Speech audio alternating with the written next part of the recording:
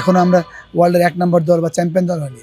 এটা প্রতিটা ম্যাচই আমার জন্য ইম্পর্টেন্ট। বিশ্বকাপে আমরা টপ খেলতে যাচ্ছি, ভালো ক্রিকেট খেলতে যাচ্ছি। ফার্স্ট বলে এরকম বোলিং করে তখন আমরা খুব এক্সাইটেড হয়ে যাই। তখনই ভালো দল হবেন বাংলাদেশের প্রেক্ষাপটে, যে আপনি যখন তিনও ডিপার্টমেন্টে আপনি ভালো করবেন। দীর্ঘদিন পর কালকে বাংলাদেশের ম্যাচ ছিল এবং বেশ ডমিনেট করে ম্যাচটা জিতলো। ওভারঅল কালকে বাংলাদেশের ম্যাচটা কেমন দেখলেন? না, অফকোর্স গুড টু উইন। আমি মনে করি যে আমাদের ওয়ার্ল্ড কাপ খেলা হয়নি, এটা একটা বড় একটা আক্ষেপ ছিল। তো ওইটা বেস করে পাকিস্তান দল আসছে। আমি অলওয়েজ মনে করি যে আমাদের হোম কন্ডিশনের একটা অ্যাডভান্টেজ যেটা বাংলাদেশ ভালোভাবে নিয়েছে। বাট ইন ফিউচার আর দুইটা খেলা আছে, আমার মনে হয় এই দুইটাও বাংলাদেশের জিতা উচিত। কেন? আপনার ফিউচার ক্যালেন্ডারের জন্য। আপনি জানেন যে আমাদের এখনও আমরা ওয়ার্ল্ডের 1 নম্বর দল বা চ্যাম্পিয়ন দল হয়নি। এটা প্রতিটা ম্যাচই আমার জন্য ইম্পর্টেন্ট। একটা ম্যাচ জয়লাভ করেছে, নেক্সট ম্যাচ নিয়ে চিন্তা করা উচিত। ভাইয়া সামনেই 27 ওয়ার্ল্ড কাপের আগে বেশ কিছু ওয়ানডে ম্যাচ আছে।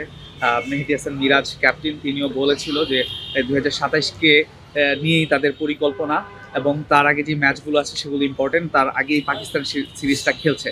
তো 2027 বিশ্বকাপে কোয়ালিফাই করার জন্য বাংলাদেশের আসলে কীভাবে আগানো উচিত বলে মনে করেন? দেখেন, আমরা ক্রিকেটে অলওয়েজ বিশ্বাস করি ম্যাচ বাই ম্যাচ যাওয়া উচিত। সেম আমার মনে হয় বিশ্বকাপ আমরা, এটা শুনতে আজব লাগবে, একমত হবেন না, আমরা চ্যাম্পিয়ন যাচ্ছি না, বিশ্বকাপে আমরা টপ খেলতে যাচ্ছি, ভালো ক্রিকেট খেলতে যাচ্ছি। তো ওই একটা জায়গায় আমি মনে করি যে আমাদের সিরিজ বাই সিরিজ যাওয়া উচিত। বিশ্বকাপকে নিয়ে অবশ্যই চিন্তা করবে সিলেক্টররা, কোচেসরা চিন্তা করবে, কিন্তু প্লেয়ার প্রতি ম্যাচ বাই ম্যাচ যাওয়া উচিত। কালকে নাহিদ রানা একটা দুর্দান্ত স্পেল করলো। নাহিদ রানাকে নিয়ে যদি কিছু বলতেন, নাহিদ রানা কেমন করছে আসলে? দেখেন, আমরা কিন্তু বরাবরই আমাদের স্পিনের উপর ডিপেন্ড। যখন ফার্স্ট বলে এরকম বোলিং করে তখন আমরা খুব এক্সাইটেড হয়ে যাই। এটা খুবই ভালো, এটা কনসিস্টেন্টটা ইম্পর্টেন্ট। মানে যদি নাহিদ রানা বলেন, তাসকিন বলেন, এই একটা দল কখন ভালো হয় আপনি যখন প্রতিটা ডিপার্টমেন্টে ভালো খেলা শুরু করেন। কালকে একটু উইকেটে হেল্প ছিল, পুরো একদম পাকিস্তানকে অল আউট করে দিয়েছে। আমার মনে হয় এটাই আমাদের হওয়া উচিত, তাহলে আপনি একটা ভালো দলে পরিণত হবেন। গতকাল মিরপুরের যেটি সবসময় দেখা যায় স্পিন ফ্রেন্ডলি, কাল কিন্তু পেস সহায়ক ছিল। তো পেসাররা ভালো সহায়তা পেয়েছে। আগামীকাল কিন্তু পাকিস্তানের সাথে ম্যাচ কি মনে হচ্ছে? বাংলাদেশ কি সিরিজটা জিততে পারবে? নতুন ফ্রেশ ম্যাচ যাওয়া উচিত বাংলাদেশ ক্রিকেট বোর্ডকে, বাংলাদেশ ক্রিকেট দলকে। আমার মনে হয় যে নামবে তো জিতার জন্য। আর আমি মনে করি যেহেতু আমরা একটা অপরচুনিটি পেয়েছি, আমাদের হোম কন্ডিশন, সবাই বলছে পাকিস্তান দুর্বল দল, আমি এটা কখনো বিশ্বাস করি না। টপ লেভেলে তো দুর্বল দল থাকে না, টাচ অ্যান্ড গো থাকে। তা আমার বাংলাদেশকে অবশ্যই এটা জিতা উচিত। আর ভালোভাবে জিতলে আরও ভালো স্ত্রী নিলে জিততে পারে। আমার লাস্ট প্রশ্ন সেটা হচ্ছে, বাংলাদেশের ওপেনিংয়ে একটা বরাবরই একটা সমস্যা দেখা গেছিলো, কেউ কনসিস্টেন্স ভাবে না পারফর্ম করতে পারেনি।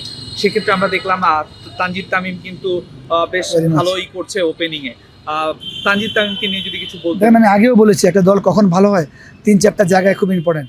যেমন ফাস্ট বোলিং ক্যাপ্টেনকে উইকেট নিয়ে দিবে, আনসেটেল করবে। সেম ওপেনিং একটা টপ স্টার্ট করে, স্পেশালি শর্টের ফরম্যাটে খেলা, আপনি পরে রিকভার করতে পারেন না। যেমন টেস্ট ম্যাচে, ওয়ানডেতে রিকভার করা, T20 ফরম্যাটে এমন ফরম্যাটে আপনাকে রিকভার করার সুযোগ কম থাকে। তার যেভাবে খেলছে এটা কনসিস্টেন্ট করে, তাহলে আমার মনে হয় বাংলাদেশ দলের জন্য খুব ভালো হবে। লাস্ট কোশ্চেন, 3টা বিভাগে কিন্তু কালকে ভালো করেছে, ব্যাটিং, বোলিং এবং ফিল্ডিং। আসলে এটা কতটুকু আত্মবিশ্বাস যোগায় বাংলাদেশকে? আপনি তখনই ভালো দল হবেন বাংলাদেশের প্রেক্ষাপটে, যে আপনি যখন তিনও ডিপার্টমেন্টে আপনি ভালো করবেন। আমি এই কথা সবসময় বলি, কেন আপনার ওই লেভেলে আপনি টপ করতে হলে আপনার তিনও ডিপার্টমেন্ট ভালো করতে হবে। এটা আমি আগেও বলি। আর যেহেতু আমরা করেছি গতকালকে, এটা যদি কনসিস্টেন্ট করতে পারে তাহলে আপনি একটা জায়গায় দাঁড়াবেন।